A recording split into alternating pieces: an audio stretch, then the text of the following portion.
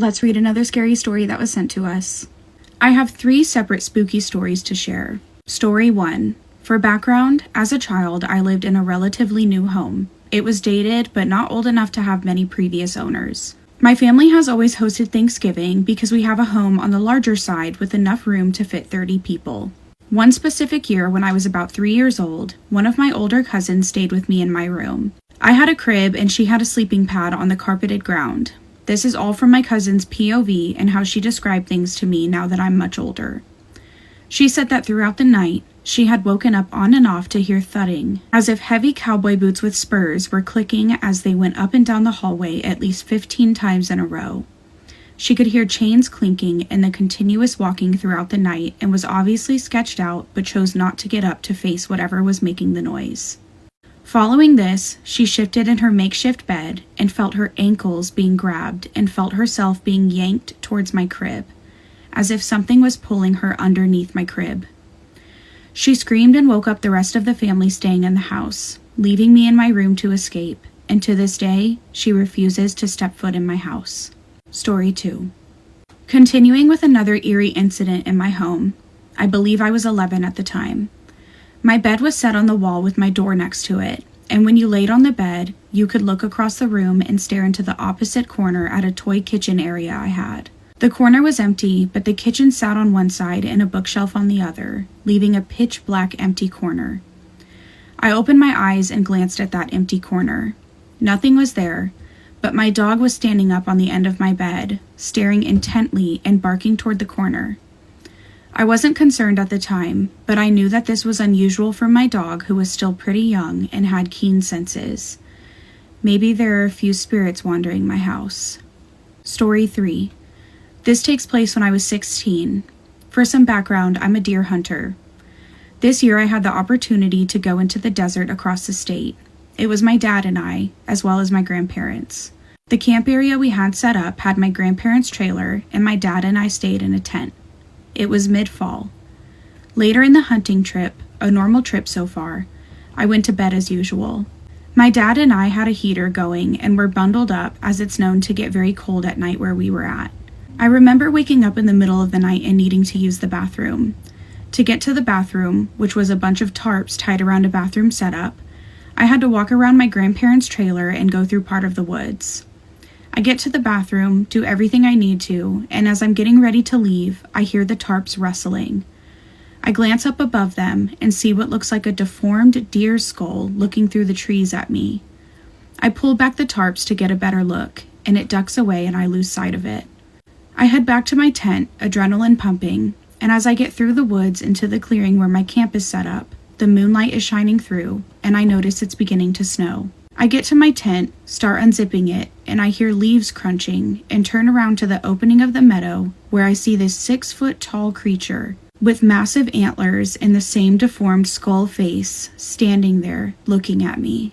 It was blurry, as if my eyes weren't focused right, but I saw it had hooves on all limbs, and it stood up on its hind legs, and its body was ragged, like it was covered in wispy moss. Then I fade out and seemed to break out of this image like a dream. When I woke up, everything was the same as my dream. I had to use the bathroom, my adrenaline was pumping, and it began snowing outside. Okay, so her house is definitely haunted. But circling back to the creature in the woods, was it all a dream? Did it really happen? Or was it some sort of like vision or premonition warning her of what could happen? What do you think?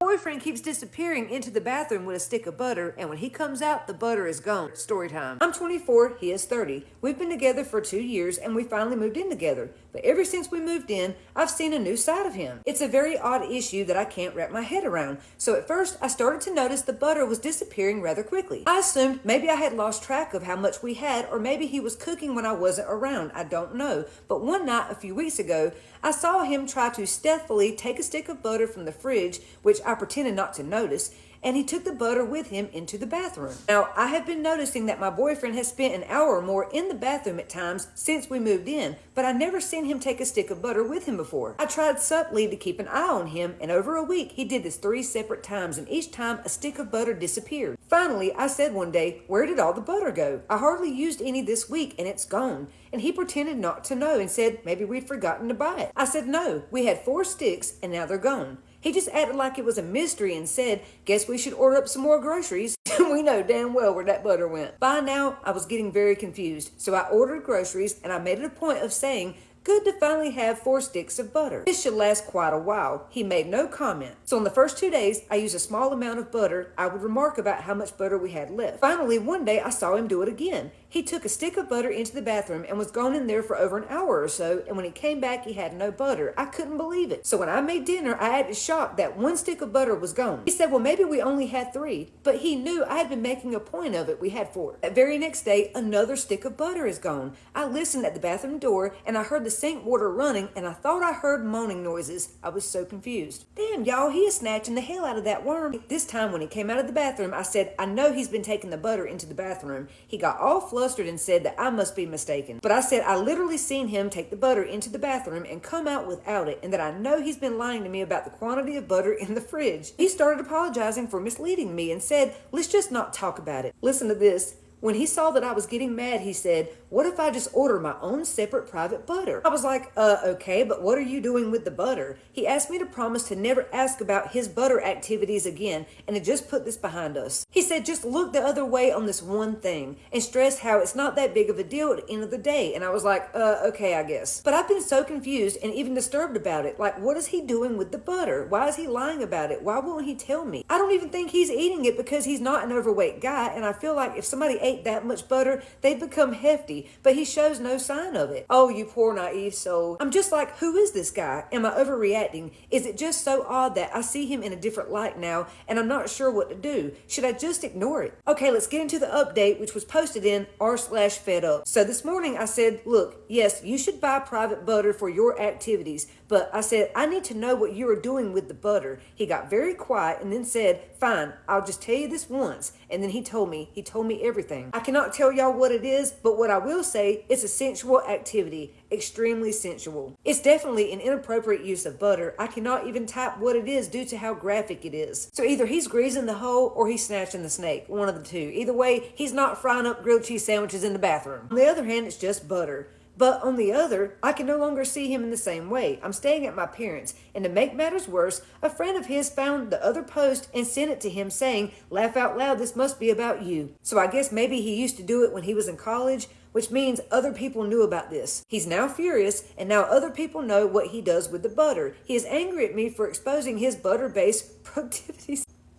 Now I've probably ruined my relationship and everyone knows my business, causing me shame and humiliation. I can't believe what he does with the butter though, and I don't think I can be with somebody who does things like that. Have you ever been chased out of the woods by somebody in their truck just to find out that the truck wasn't really there? Because I'm going to tell you a story when me and my friends went to go explore what's called Crybaby Bridge in the Pine Barrens of New Jersey. Mind you, if you look up the description, it does say that the folklore is you are chased out by somebody in a pickup truck, but I didn't know that at the time. And also, it gets weird anyway. Me and like 4 of my friends, we went to the Pine Barrens of New Jersey where I grew up, and we went to this place called Crybaby Bridge, where the folklore is a woman had drowned her baby in the bridge, and if you go there and turn off your truck or your car, you can hear the baby crying. We're driving around, we do finally find the bridge, we park the car, and we turn off the car. Specifically, remember, none of us actually heard a baby crying, and we all kind of thought it was BS, so we decided to turn around and leave. As we're driving out, we realized, like, oh crap, we made a wrong turn somewhere, we can't find our way out of these woods. Thing you know,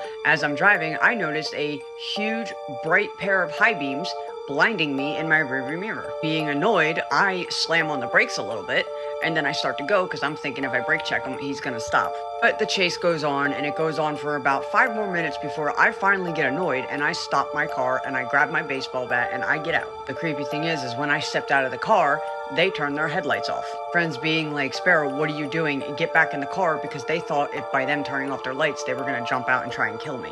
point, obviously, I did get scared. So I jumped back in my car and we started to drive off. We're driving down the trail. We finally start to see the exit. And what do you know? The high beams actually appeared back in my rearview mirror and continues to chase us. Now, at that point, we are all actually getting scared. So I'm flooring it through this dirt road in the middle of the Pine Barrens, where we finally come to the end and we pull out. Then obviously the truck ended up disappearing, or at least backed away into the distance. But we all got scared and we ended up looking into it, and we found out that supposedly when you leave this bridge, a ghost truck is supposed to be chasing you out of the woods.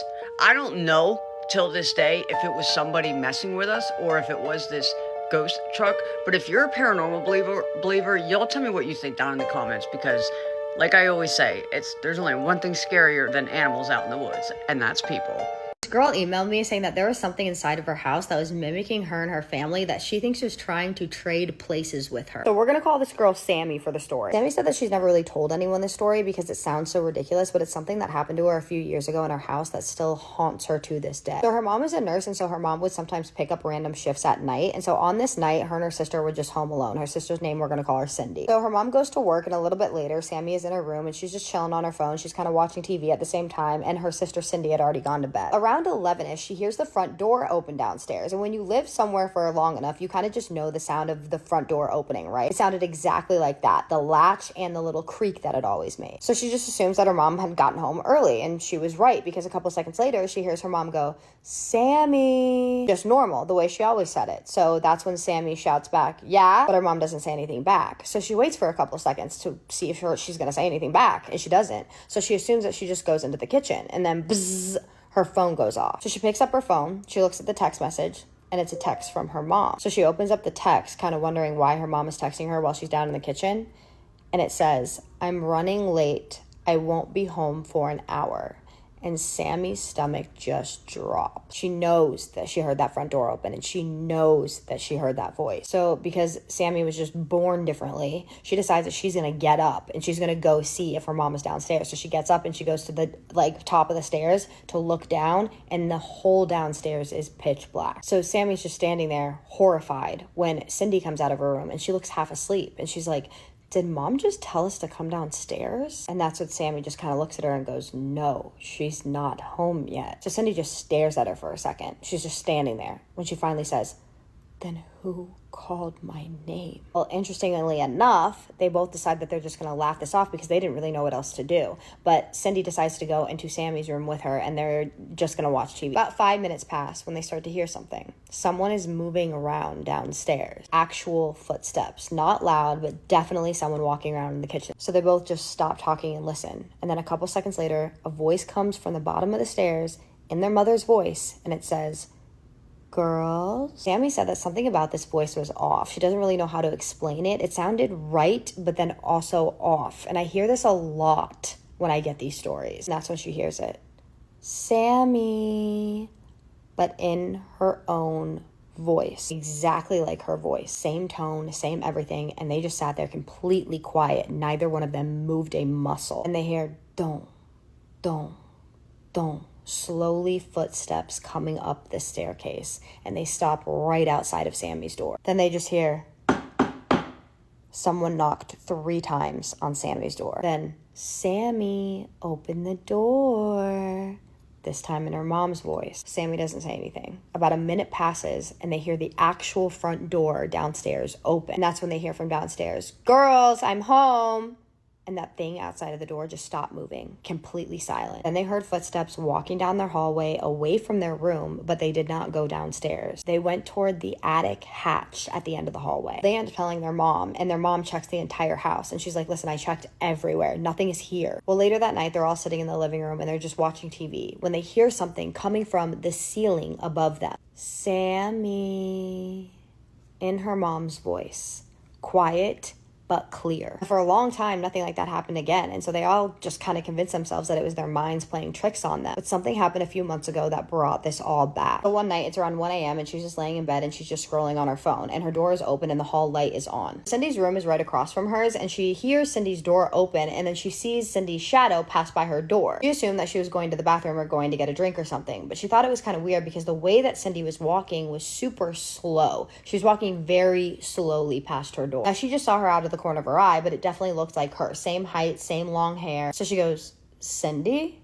She didn't answer. She just keeps walking down the hallway. So she assumes that maybe she has headphones in or something. So she decides that she's going to get up and follow her. But when she walks out into the hallway, nobody is there. Completely empty. She even checked the bathroom thinking that maybe she went in there and she just didn't see her. But the light was off and nobody was in there. That's when she started to feel that same weird feeling that she felt before. So she goes over to Cindy's door and she slowly pushes it open. She's in her bed, completely asleep, under her covers. And her phone was just sitting on the table next to her. Now at this point, she's just kind of standing there for a second looking at her because she's trying to think if her brain just imagined her walking down the hallway. Then Cindy moves slightly in her sleep and she mumbles something. And then from somewhere above the hallway, she hears quiet footsteps as if something is shifting their weight. It was right above the attic hatch. She said that she did not sleep well that night. Sammy doesn't live there anymore, but she says that every once in a while she'll stay there and she'll hear quiet footsteps on the landing, or she'll hear someone quietly say her name. When she moved out, she did a bunch of research on the house and the occurrences that she was having because she was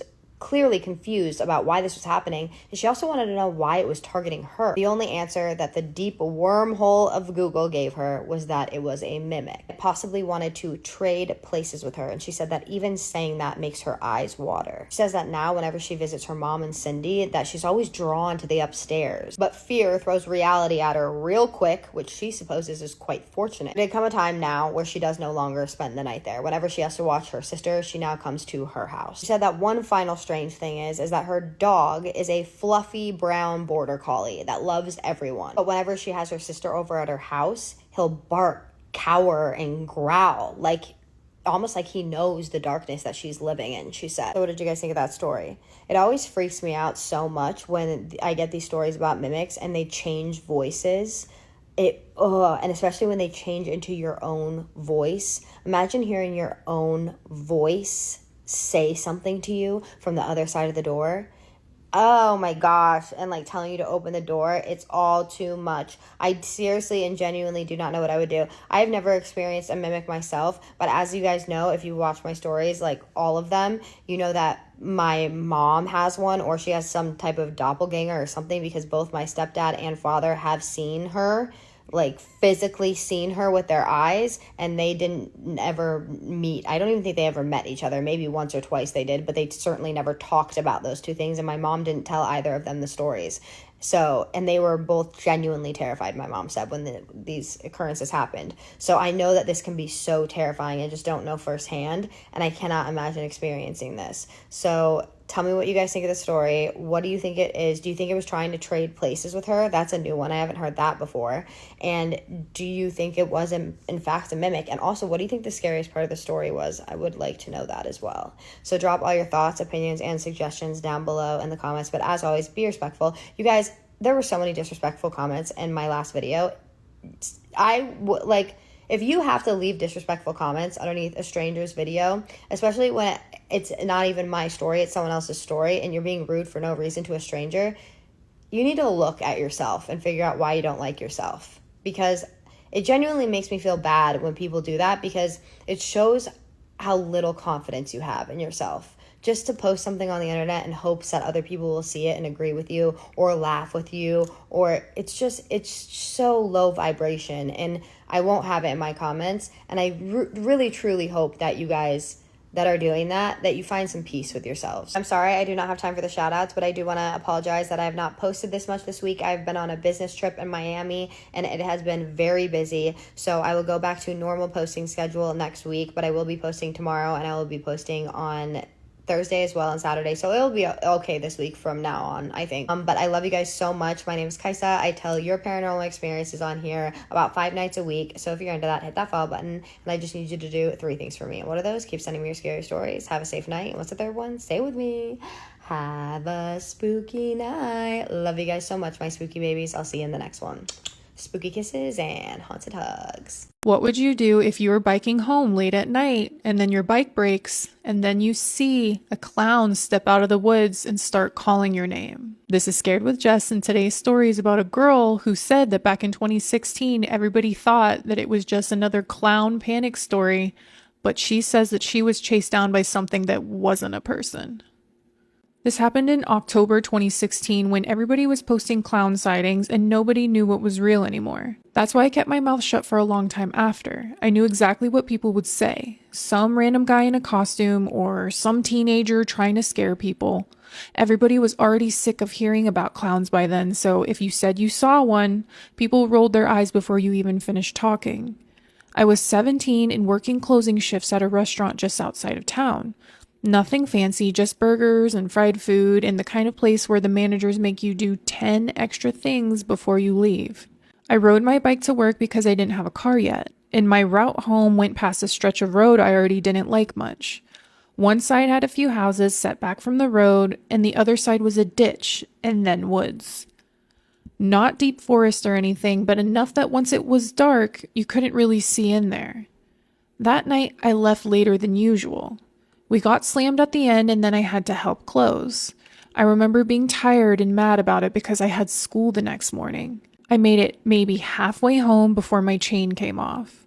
At first I thought I could fix it fast, but when I stopped under a streetlight and looked at it, the chain was twisted up and hanging wrong.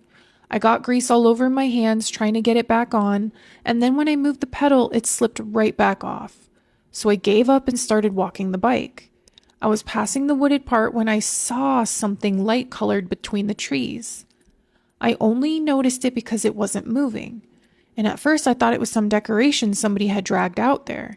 Then it stepped forward enough that I could see it was a person in a clown costume. Only even then it didn't feel right. The clothes looked baggy and dirty white with dark patches on them. The face looked painted, but the white was uneven and the mouth was too red and too wide. It wasn't smiling exactly, it was more like the smile had been put there and forgotten about. It lifted one hand and waved at me. I stopped walking. I looked behind me because I honestly thought it had been waving at someone else. There was nobody there, no car coming, and the road was empty. Then it said my name. Not yelled, just said it. And the voice didn't match what I was looking at. The body was back by the trees, but the voice sounded closer than it should have. I didn't answer. I started walking faster, pushing the bike beside me. Then it said my name again, this time from much closer. I looked back and it was in the ditch. I did not see it cross the distance between the trees and the ditch. I know how that sounds, I know. But 1 second it was standing farther back and the next it was near the road, still facing me. That was when I dropped the bike. I remember the front wheel turning once and the handlebars hitting the ground. Then I ran. At first I could hear it behind me in short bursts. Not normal running exactly. More like fast steps and then a pause and then fast steps again, like it was changing speed without slowing down in between. I looked back once and I wish I hadn't. It was running. But the body looked wrong doing it. The arms were bent too high and the shoulders were up and the legs looked too thin under the costume. It moved like something trying to copy what running looks like. I kept going. Then it laughed. That was the part that did it for me. If it had just been some creep in a clown suit, I think I would still have been terrified, but the laugh sounded bad in a way I still don't know how to explain. High at first and then suddenly low in the middle, like two sounds pushed together. Then it called my name again and said, "You don't have to run, I know where you live." I was panicking. I couldn't breathe right, and I couldn't feel my hands. I veered towards the nearest house because there was a porch light on, and I thought if I could just get near, a person would stop. I made it to the gravel shoulder by the driveway and turned around. It was standing in the road. Still again, like it had never run at all. And in the porch light, I could see its face better. Its head was cocked to one side, too far over to look natural, and the eyes were completely black. Not dark makeup and normal eyes. I mean, the whole eyes looked black and too large, like there was no white in them at all. They looked wet and wide open and fixed on me in a way that made my stomach drop. And then it pointed at me. Its finger was too long, and that's such a dumb detail to get stuck on, but I did. The glove hung off it wrong, narrow and stretched, and when it moved the finger, the fabric bent in too many places. Then the clown lifted its other hand and tapped the side of its own head like it was reminding me of something. And from the ditch behind it, I heard another laugh. But I had only seen one clown. I ran to the porch and started pounding on the front door. Somebody came to the window, and the second the inside light got brighter, I looked back again. There was nobody in the road now. The homeowner opened up and let me in because I was hysterical. My dad came and got me, and the police went back with flashlights and they found nothing. The next morning, my dad drove me out there to get my bike. It wasn't where I dropped it. We found it about 20 yards further down the road near the woods, stood up against a tree. Tied to one handlebar was a faded balloon, and looped around the brake cable was a little note written on what looked like receipt paper. It said, "But I just wanted to play." I had not seen a balloon the night before, and there was no reason one should have been there at all. Nobody believed me after that. Not really. They believed I got scared, and they believed somebody chased me, but every time I got to the part where it said my name, or where I heard the second laugh, or where I found the note, people started quietly deciding I had filled in the blanks on my own. And that's fine, I get it. I just know that if it had been some guy in a costume, I think I would have been able to make sense of it by now. And I still can't. Anyway, good luck sleeping tonight.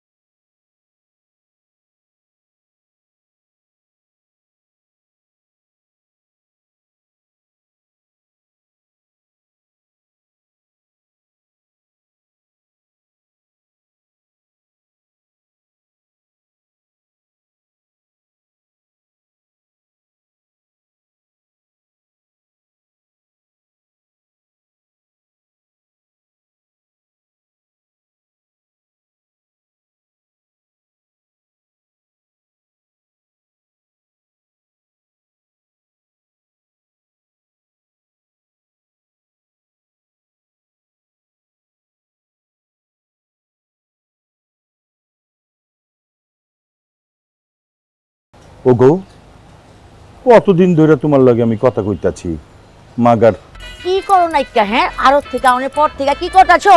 ফোনের ভিতরে হান্দায় রইছো। আব্বাই তো মা গো মা, আব্বাই তো দেখি heavy পাঙ্খ। নিশ্চয়ই কোনো ভেজাল আছে। ওই দেখি কার লগে ফিল্ডিং মারতে। কি আবার সকাল সকাল ঘুম ভালো হইছে, তোমার আব্বার লগে দেখা কইরা এলাম, হাইটটা গেছিলাম, এই ঘটনা। তুমি রাগ করো না। রাগ তো তুমি করবা, খাড়া খাড়া চায়া দাও। আমি তো ভাবছি ডাকাত পড়ছে নি। এই শাহজাহানগর বাড়িতে ডাকাত আইবো এমন কোন মায়ালাল পয়দা হইছে নি? তোমার বিছানা আমি ভিজায়া দিছি গা। এটা তুমি কি করছো? কি করছি, ঘুমাইবা না? তোমার পূর্বপুরুষের মাথায় কি সমস্যা ছিল আব্বা? নাটকের পর কয় কি শুনছো ওই বেটা? আব্বা জান, আপনার পোলার এখন জিগান তো রুটি গরম না ঠান্ডা? বাপ রে বাপ, শুনছো নি একেবারে ডর দেয় তো বলে কুচি কুচি করে কাটতো হয়েছে। আপনার ডর আপনার পকেটে থুয়া দেন। খানদানটা আমার কত উচ্চা দেখতে হইব না? দেখতেছি তো, উঁচা ভি আর লম্বা ভি, কুচি কুচি করে না কাইটা ফেলাইছি আব্বা। আমার তো মনে করে যখন ডর দেখাইতে দেখাইতে আমি দেখেন আপনি কি করি। ঘরে আইলাম না, এখন দেন না আসমানে ঠাড়াল্লাহান একেবারে কাঁপায়া দিমু। আচ্ছা আপনার, তুমি কিন্তু আমার একটা ভিডিও কলও করো না, সোনিয়া, অ্যাঞ্জেল সোনিয়া। তুমি কি শুরু করছো? আরে আমি করলামটা কি, আমি যেখানে বয়ে আছি। এই আমার ফোন দাও, দাও কইতাছি। আরুম না। কি দাও? ছাড়ো কইতাছি, আমার ফোন দিব না আমি। এইটা আমগো খানদানি রীতি, তুই বুঝছ না? আব্বা গতকালকে রাত্রে বেলা এমন সেটিং দিছি। আব্বা ফোন দিয়ে কি করেন আপনি? এই কথা কই, গান শুনি, এই আর কি। বাস এই দুইটা কামের জন্য। হায় হায়, করছে কি আমার খানদানির ইজ্জতের ফালুদা খেয়ালাইছে। তোবা তোবা, কোস কি এত বড় বদ জামাই? হারামজাদা আমার মা। শাহজাহান, শাহজাহানের সাজেদা বাগান হুয়ে গেছে গা। শাহজাহান শুনো না। কও। বুঝার পারলাম না, বাড়ি মারলা আমারে, কান্দলা আমি কাঁদুম, তুমি কাঁদতাছো কেলা? তারপর আর কি, সারা রাত কই আসলো কি করছে আমি জানি না, আমার লাগে কেউ। আপনি তো আপনার শ্বশুর বাড়িতে গিয়া ঠিকই হ্যাঁ নিয়ম কানুন অক্ষরে অক্ষরে পালন করছেন, আর আমারতে আয়া মিছা গপ। তুমি কি কইবার লাগছো এগুলা? তোমার কি মাথা আউট হয়ে গেছে নি? এত বড় স্পর্ধা আমার আদেশ। আর আমি যে তোর রুমে আইছি, রাইতে ঘুমাইছি, তুমি বাসে আসার পর থেকে আমাকে বাসে শান্তি সব চলে লাগেছে। আয় হায় খাইছে করছোটা কি তুমি? তুমি একটা ভিডিও কল করে পাঠাও প্লিজ, প্লিজ। কবে আমগো দেখা কোচিনটা কি এটা আবার লগে এমন চিপা মাইটা দিয়েছেন? কেমন খানদান বউ? তারপর তো ভয় কাচে মুচু খায়া গেছে গা, তারপর আবার দুর্নাম করতে হইব। এই তোর কি তোর দামি ফোন? আইসে বাপ জান, রাইতে ঠিকঠাক মতো ঘুমাইছে তো নাকি বাসায় গিয়া আব্বাজান রে কইবেন কি করছো যেটা তুই? বাজার রে বাজার যাও চুইছে আজকাই করছে, সম্মান সব পাঞ্চার করে দিছে। মাগার দোষ আমারও আছে, আমি একটু বেশি বাড়াবাড়ি করে ফেলছি। চলো না আমরা বাড়িতে ফিরে যাই। তুমি কি পাগল হয়ে গেছো নি? এটাই আমার বাড়ি এখনতে। চৌধুরী সাহেবের সাথে আমি কি কথা কইছি? তুমি কোনো কথাই কই নাই কা? শাহজাহান তোমারে কইলো এত দিচ্ছেন, হ্যাঁ দিচ্ছেন না? এলা বাইরন, আমার বাড়িতে বাইরন। একবারে হাসা করছেন আব্বাজান, আপনার পোলার এই বাড়ি কোনো রকম বিতলামি করলে আমি তোরা ঘাড়াই, কিন্তু ভাবলাম আপনাকে একমাত্র পোলা গাড়াইলে আবার দিলে চোট পাই। দিতাছো তুমি? শোনো, তোমাগো খানদানে যেমন কিছু নিয়ম আছে আমাগো খানদানেও আছে। এইসব ফাত্রা নিয়ম কেউ যেন জানবার না পারে, মনে থাকবো তো? তোর যে নতুন বাবি,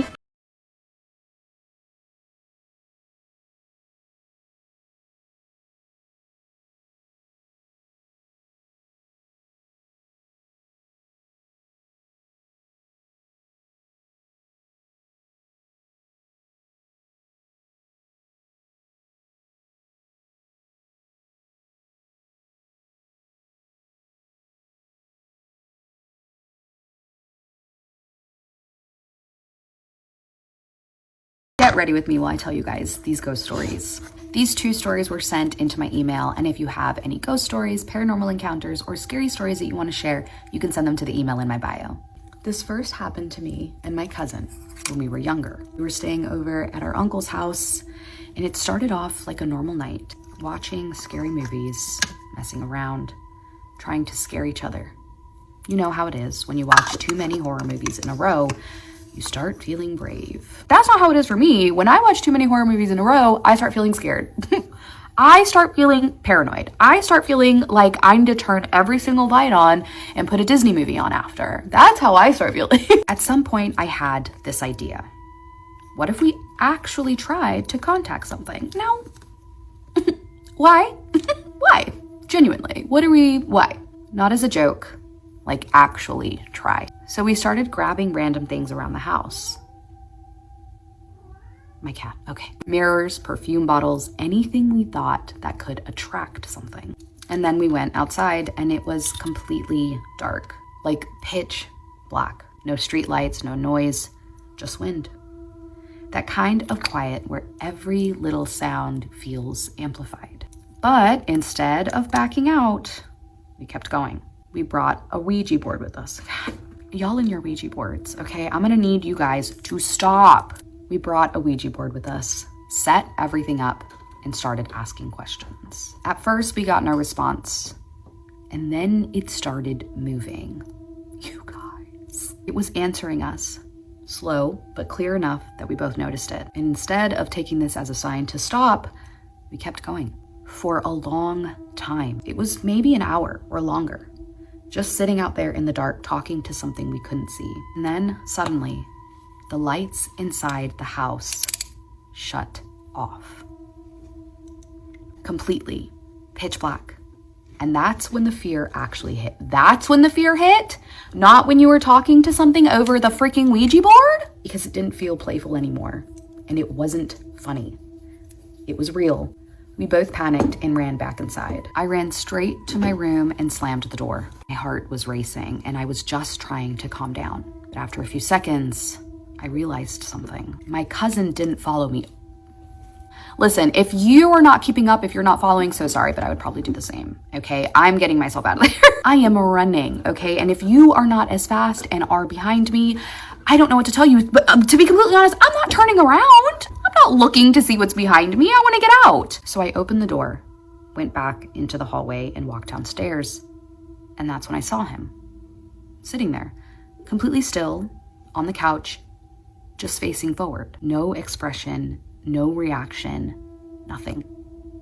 Like he wasn't even there. I'm going back to my room. I would just back up real slow and be like, okay, when you have this figured out, let me know. I'm leaving. I tried talking to him and I got no response. He didn't move. He just sat there. And the energy in the room felt wrong. Like something was off in a way that I couldn't explain. So I went back upstairs. I was too scared to deal with it at the time, so I just waited. Eventually, our uncles came home and everything kind of snapped back to normal. Later, my cousin came upstairs acting like nothing had happened, talking normally, with no memory of it. But there was also no weird behavior. There was just nothing. And that was enough to completely freak me out. I was so shaken, I didn't even stay in that house. I left. I stayed away from that house for almost 2 full months before I felt okay coming back. And to this day, I don't know what happened to my cousin that night or what we were actually talking to. The next story starts. One night, about a month ago, my kids were sick. Nothing serious, just some fevers, the usual. My husband and I had finally gotten the whole house to sleep. And around 2 or 3 in the morning, it was dead quiet. My husband was asleep in bed when suddenly he felt something shove him, hard enough to wake him up. He said it felt like a hand was pressing into his back, and it felt like something was trying to get his attention. He woke up immediately and turned around, thinking that it might have been me, but there was no one there. Oh no. There was no movement, there was nothing in the room, so now he was confused and a little shaken, but he got up anyway and walks to check on me and the kids. We were all still asleep, completely still. But because he still felt a little uneasy, he decided to just check a little closer. So he goes over to our son and feels his forehead, and he is burning up.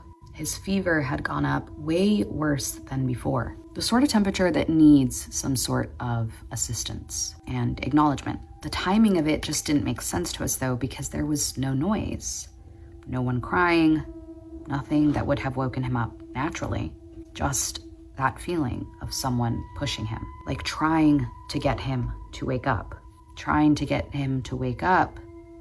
to make sure he checked our son. But the part that stuck with him wasn't the fear he felt. It was the intention behind it. Because whatever touched him didn't necessarily feel aggressive. It didn't feel threatening. It felt almost urgent. Like something needed him to wake up right then. To this day, he still tries to explain it, but he can't. Because no one else was awake. No one else was in the room.